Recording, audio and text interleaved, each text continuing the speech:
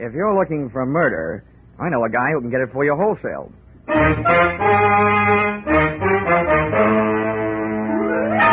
This is another in the adventures of America's fabulous freelance insurance investigator, Johnny Dollar, starring Charles Russell. At insurance investigation, Johnny Dollar is only an expert. At making out his expense account, he's an absolute genius.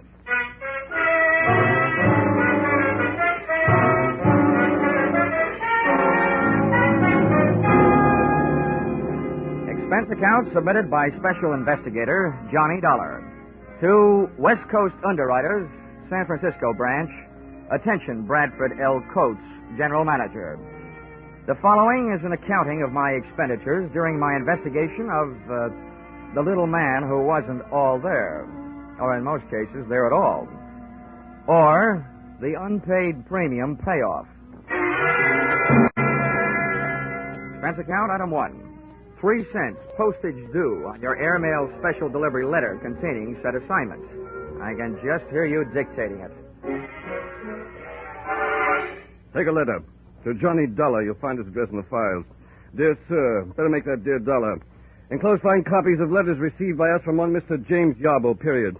This man's wife was insured with our company until recently. One day before her death, her period of grace and an unpaid premium ran out. We canceled her policy in the amount of $20,000. Her husband, Yarbo, first made every effort to collect, then threatened us. Since then, we've received the enclosed series of letters intimating, without confessing, that he's had a hand in the accidental death of at least 12 of our policyholders to date. The police have been working on it, but are getting nowhere. If you are available, please come immediately. Yours very truly, Sophie.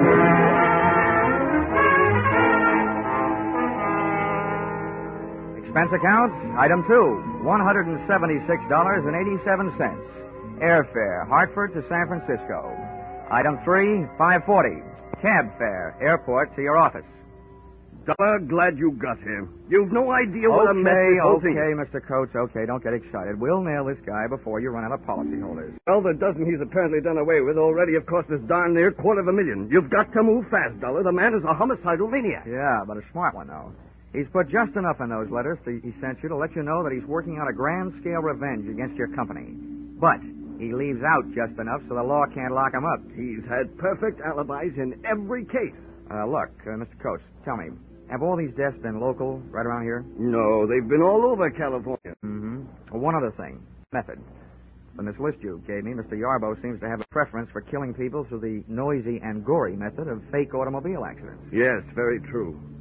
But what about this last one? Airplane crash. That was a $30,000 loss to us. Just think. Our poor innocent policyholder flying around and then his engine quit. Thanks to a man he's never even seen. Tell me, Mr. Coates, just how difficult would it be to get a list of your California policyholders? Names and addresses, you know. Why, that would take days. But goodness gracious, man, you can't hope to keep an eye on them all. Besides, the minute you went off the job, he'd strike again. That's a preposterous idea. Cut. Time. Look, I don't want the list. I was just wondering how Yarbo got it. Oh. Now, so far you've given me nothing to go on. I'd like you to add 2 things to that. Yarbo's home address and a $50,000 life insurance policy made out to me. What on earth's that for? Well, look, in the first place, if we're going fishing for Mr. Yarbo, I might as well be the worm. In the second place, if I should get gobbled up in the line of duty, that $50,000 life insurance would make several attractive young ladies of my acquaintance very happy. Not, mind you, as happy as I can make them by remaining alive.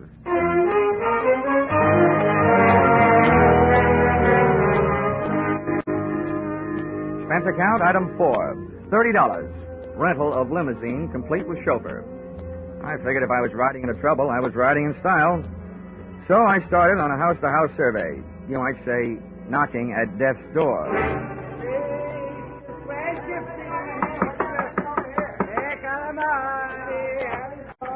Yes. What is it, please? I'm sorry to bother you, Mrs. Cianelli, but I'm from the insurance company. Oh, yes. It'll only take a moment. One question about your son. Oh, poor Angelo. What do you want to know about my poor son? He'll drive away in his automobile, that's all. I'll never see him alive again. Yes, I know. Tell me, Mrs. Cianelli, did you ever hear your son mention a man named Yarbo? Yarbo? Yeah. Yarbo. I don't know about no such Yarbo. Not least. please deliver me. There was so much sadness in my house.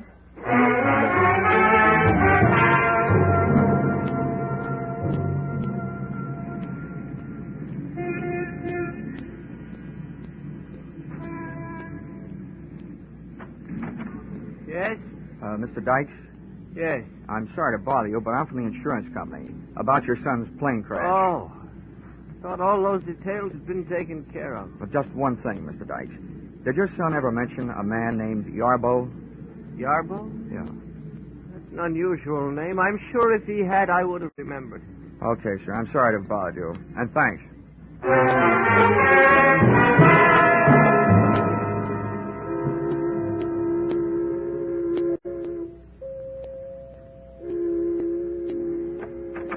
Yes, sir. May I help you? Yes, I'd like to have a word with Mrs. Weatherly. I'm from the insurance company. Well, sir, Mrs. Weatherly has been indisposed, not receiving visitors. What is it, Brian? Well, how do you do, Mrs. Weatherly? My name is Johnny Dollar. Oh, dear. You may go, Brian. Oh, I'm ashamed to let you see me in this condition, Mr. Dollar. Just ashamed. But you understand. I do indeed. Oh, it was bad enough. The accident, I mean. But the scandal. Oh, I'll never be able to hold my head up again. Yes. No. If Harvey had to get himself in an automobile accident, why, I ask you, did he have to have that awful Mrs. Barclay in the car? Hmm? Oh, yes. Yes, it was very unthoughtful of him, Mrs. Weatherly. Would you mind answering one question? Well, if I can. Did your husband ever mention a man named Yarbo? Well, no. No, he never mentioned a man named Yarbo. But neither did he ever mention Mrs. Barclay. I tried a half a dozen of the other beneficiaries left behind by Mr. Yarbo's list of victims. All I got out of it was a very watery afternoon. The tears were falling like monsoon time in Burma. But of information, I got none. This brought me right smack up to a point I didn't want to have to reach. The point of contacting Mr. Yarbo in person. At 8:30 that night, I took a plan on Yarbo's house on Lombard Street. At 11:30, I saw the lights go out, as did Yarbo. He was a little guy, stooped over like he was looking for cigarette butts on the sidewalk, needing a haircut, and, true to type, wearing a long black overcoat. But worst of all was the little satchel he was carrying. Items like this always set off a chain reaction in my imagination, and I could just see him on his way to atomizing the Oakland Bay Bridge, thus causing the biggest automobile accident in history. I very cleverly forced my way into the house by breaking a first-floor window, reaching in and opening same. The cyclops eye of my flashlight started picking up information on the subject of Mr. Yarbo immediately. The room I had entered looked like the Hobby Lobby of an English bobby, a crime museum if I ever saw one. On one wall, a gun case. On another, a crime library. And scattered around the room, a grisly collection, ranging from blood-stained hatchets to shrunken heads. But the most surprising criminal curio of all stood right behind me. Mr. Yarbo, complete with little black bags. Well, I must say the current second-story man dresses well, but I must also say you, my man, must have the old masters of the art turning in their graves. For you, young man, are a heavy-fingered bungler. Sir, let's have a better look at you. Now that flashlight, I'll feel better after you've dropped it. Hey, what am I doing? You're not even pointing a gun at me. Don't feel too comfortable. You are well covered from many points. A step from you in any direction may detonate any number of explosive devices. Why'd I pick this joint to burgle? I feel like a city councilman playing a call in the White House. You seem more the kind of a guy I should be working for instead of on. What's your racket? Racket? Yeah. You were in a racket, my little friend. My pastime is a science. Yes, I take it you are impressed with my collection. Who wouldn't be? Well, if you're interested, come here. About those booby traps. Oh, yes. Note well the design in the rug. The large roses. Avoid stepping on them for the time being. Oh, great. And I was in here stumbling around in the dark. May your good luck continue. But look here in this case, the small vial on the right. That was purloined for me to order from the famous Black Museum in Scotland Yard. That little vial once rested in the case of the fabulous murderer, Dr. Crippen. And there, beside it, that lock of hair, that is from the head of the second victim of the noted mass murderer, Neil Creed. And up there, look up there, the hangman's noose over the mantel. From that one swung the body of the notorious Western bad woman, Fanny Turner. Oh, how's chances for running this place for Halloween? Well, all right then, since you no longer seem interested in playing the part of a bungling burglar, then I assume that I am also free to discontinue my pose as a victim of your disguise, Mr. Johnny Dollar. Oh. Looks like the chips are down and I'm the fish. Yes, and there are a lot of other fish in your sea, Mr. Dollar. Poison eels, that's what you are, the lot of you.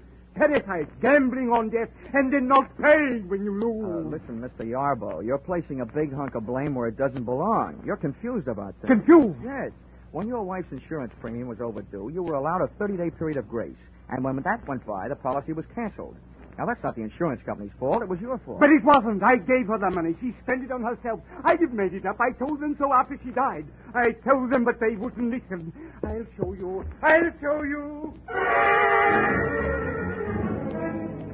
Yarbo looked like he was headed to show me the chopping end of an axe laying on top of a small table. I hit him just as he hit the table.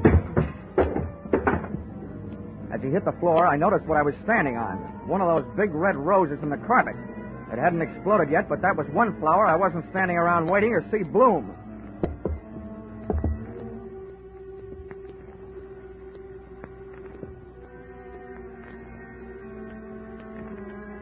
It took a lot of nerve picking up a telephone in that room. But I finally got a good hold on my nerves and a fair hold on an imitation of Yarbo's voice. Took one deep breath and picked up the phone. Yes? Hello, James. This is Martha. I'm at the office. I have good news. 2 more. Mr. and Mrs. Granville Morse, killed tonight on the Great Highway, 2 miles south of Seal Rock. 8:45 tonight. Ran into a post, both killed. Insured for a total of $80,000. I gotta go now. Goodbye, James. Well, congratulations, Brother Yarbo. 2 more at 8:45 tonight. And who's your new alibi? Me.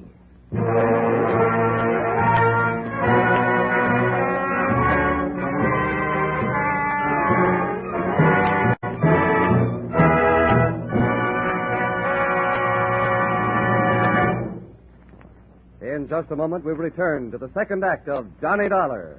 But first, did you ever think of "and" as a comedy word? Maybe not, but you'll get a full demonstration on CBS this Wednesday night.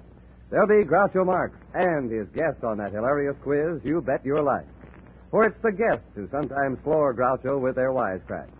There'll be Bing Crosby in his regular Wednesday night CBS show and his special guest, Bob Hope. There'll be George Burns and Gracie Allen and Bill Goodwin. And becomes more filled with comedy when you learn that Lum and Abner will have their premiere as Wednesday night regulars on most of these same CBS stations. Yes, this fall you hear them all on C and B and S. Now, with our star, Charles Russell, we return to the second act of Yours Truly, Johnny Dollar.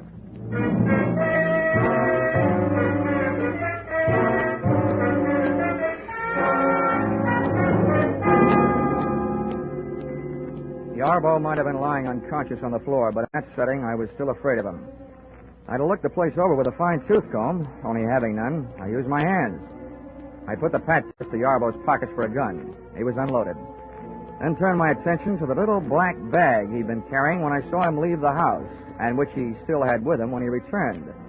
I hoped it wasn't booby-trapped. Opened it and discovered that it was a trap, the type my kind of booby stepped into. Inside the bag was a small radio receiver tuned to something I looked for and found in the room. A small radio transmitter of the type formerly used in army tanks. Through this, Yarbo had heard me enter his little museum of murder and had returned to catch me in the act of prowling the premises. About then, I caught him in the act of coming to. Well, welcome home, Yarbo. Time to get up. I just had a long chat on the phone with Martha. She thought I was you. You think you're very clever, don't you? Martha knows my voice. If she talked to you at all, she didn't tell you anything. Of that I am sure, so save your breath. There is no use your telling me she gave you any information. Oh, no, you got me wrong, pal. I only told you Martha called to let you know I know there is a Martha. I figured it might make you nervous, and nervous men are easy to beat. Other nervous men may be easy to beat, Dollar, but not James Yarborough. The police have tried, and they couldn't prove a thing against me. Now, may I have your permission to get up? Yeah. Maybe the police haven't been able to get anything on you, but I have something. Attempted murder. The hatchet you went for. The pitiful mistake of a pitifully suspicious mind, Dollar. I wasn't reaching for that hatchet on the table. I was trying to show you something in the table drawer. There it is, spilled out on the floor. My wife's insurance policy. The one your unscrupulous thieving superiors refused to pay. The vampires? Here, look at it. All in order. Much of it in fine print. Fine. Just fine. Okay, Yarborough, that's it. Come on, help me. Where are we going? To find some place to lock you up. I was hired to stop you, and until I do, I'm at least going to try and slow you down. Now move.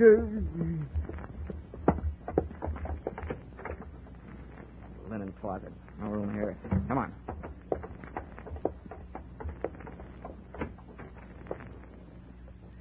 Bathroom. No window. Yeah, this'll do. Go on, get in there. No, not in here. Anywhere but in here. It's a good place. You may get thirsty. No. This is where my wife died. Not in here. No.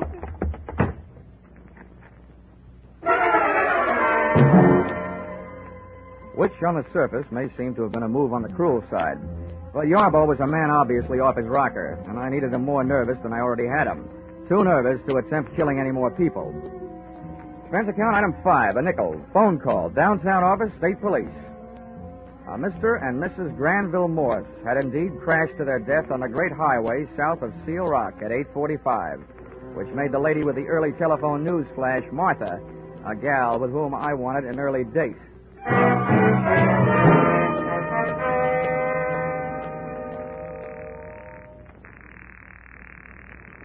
Come on, answer the phone. Hello? What is it? Hello, Mr. Coates. This is Dollar. Oh, yes, Dollar. What do you want? Well, first I want to tell you that you just lost 2 more policy holders. List price, $80,000. Oh, good Lord. This is terrible. Who? How? What? Never mind that. I've also got something else. On the good side. I need your help tonight. Of course. Anything. What can I do? Meet me at your office. You and I are going to go looking for a dame named Martha. Martha? Martha who? I don't know, but I hope she works for you. I'll be there in a half hour. Make that 20 minutes, and you'll be 10 minutes closer to happy days.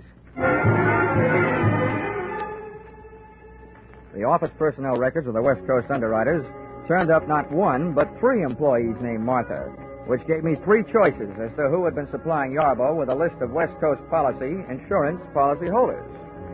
Finding the exact Martha was even easier. On the phone, she had told me that she was calling from the office, and the night elevator operator's in and out book showed the signature of one Martha Kinsey, and I just couldn't wait to hear her report.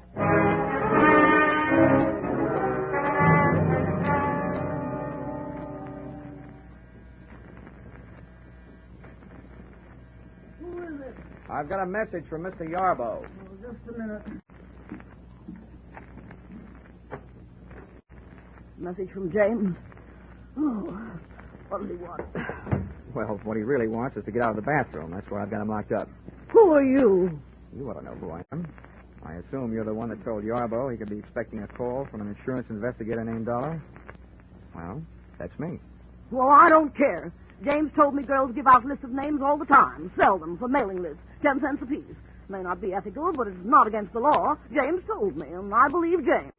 Oh, he's the smartest man I ever knew. He may be the smartest, but he's right in line to be numbered among the deadest. One of these fine mornings, the state is going to give him a cyanide egg for breakfast. What do you mean? He should know. Murder, execution, gas chamber. Well, you can't prove a thing. James told me so, and he knows. Well, he's smart. I hope he's not smart enough to pick a lock with a bath mat. Now, come on, sit down. You and I are going to have a nice, long talk. We are not. I won't say a thing. I don't have to, unless you have a warrant, an indictment, and a court reporter. James told me so. Yeah, I know. He's smart. but no matter what he told you, you're going to tell me a few things. Oh, no, I'm not. Oh, yes, you are. Oh, no, I'm not. Oh, yes, you are.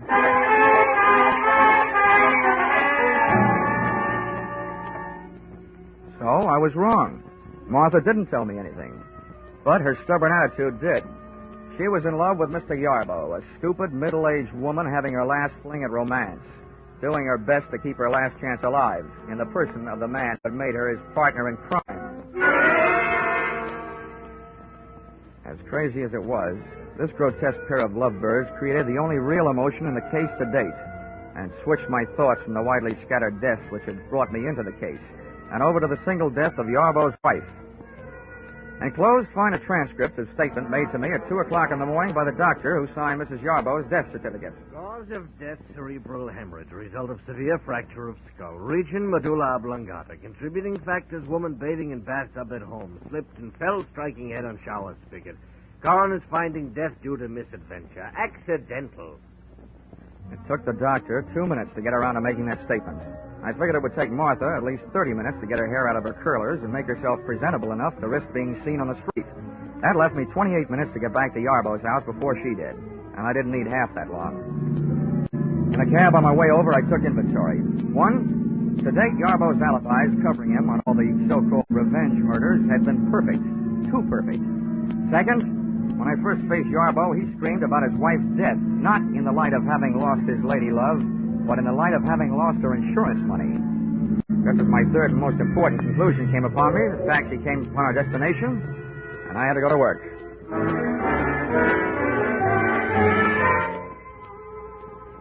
Once inside a little horror house on Lombard Street, I got set for a long search.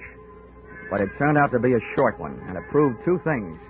Yarbo was not only a murderer, he was as crazy as he'd acted in having kept the evidence around.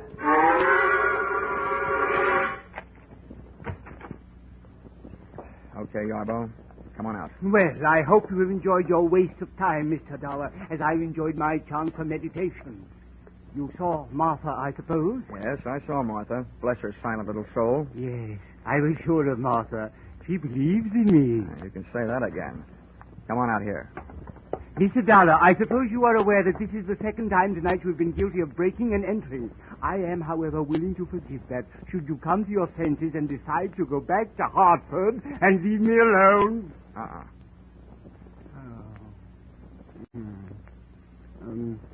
Mind treading on the roses in the rug, Mr. Dollar?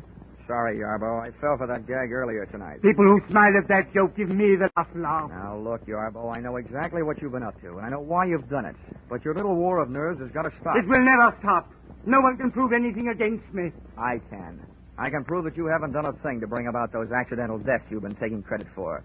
Martha has sat down at that insurance office and notified you every time there's been an accidental death of a policyholder in this part of the country.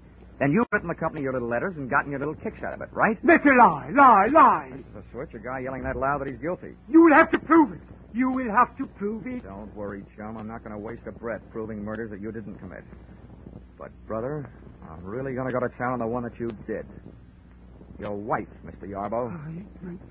That is the most ridiculous statement you have yet made, young man. Look around you. Take note.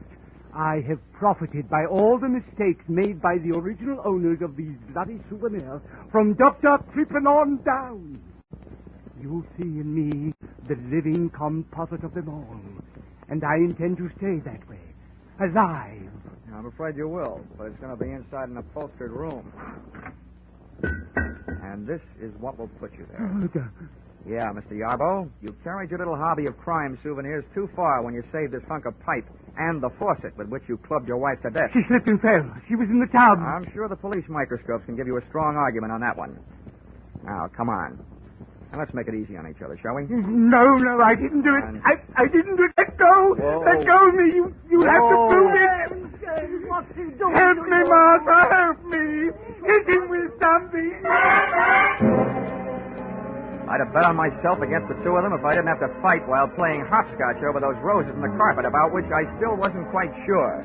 It was touch and go.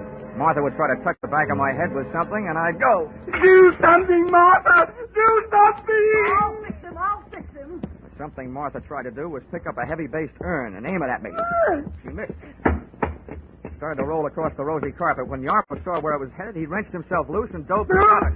I dove the other way. He got there just too late.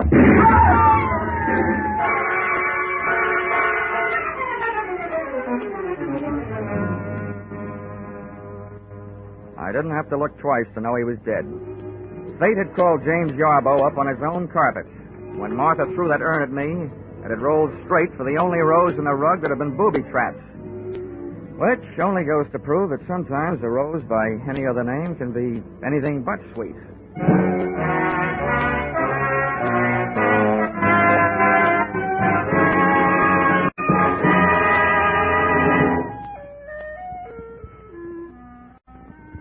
Expense account, item 6. $1.40. 3-month subscription, Love Life magazine. Sent to accessory to murder, Martha Kinsey, to Hatcherby State Prison. I figured 3 months was about all she had. The judges and juries in California being rather efficient that way. Expense account, item 7. $6. Dinner and diving for pearls in a barrel of Blue Points at Fisherman's Wharf. Diving for Pearl's earring, which she lost while bending over the barrel trying to see what oysters look like. Item 8, $176.87. Airfare, San Francisco to Hartford. Expense account total, $942.08. Not including defense lawyer fees if you decide to sue me for not being able to add correctly. Signed, yours, truly, Johnny Dollar.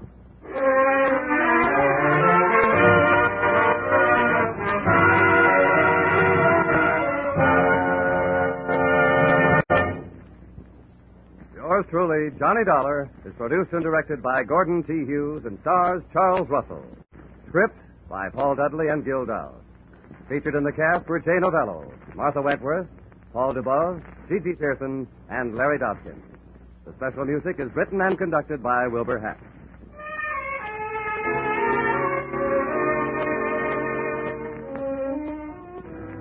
Be sure to be with us at this same time next week when another unusual expense account is handed in by Yours truly, Johnny Dollar.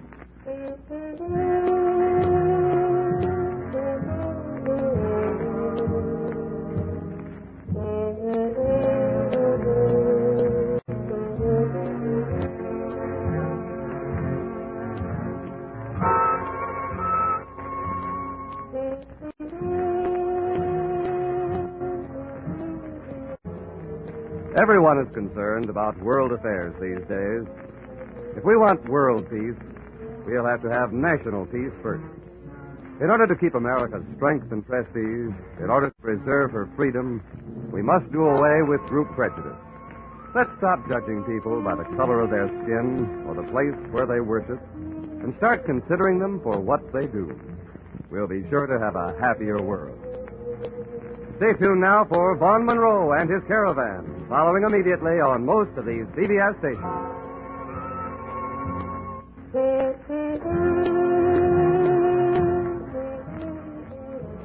This is CBS, the Columbia Broadcasting System.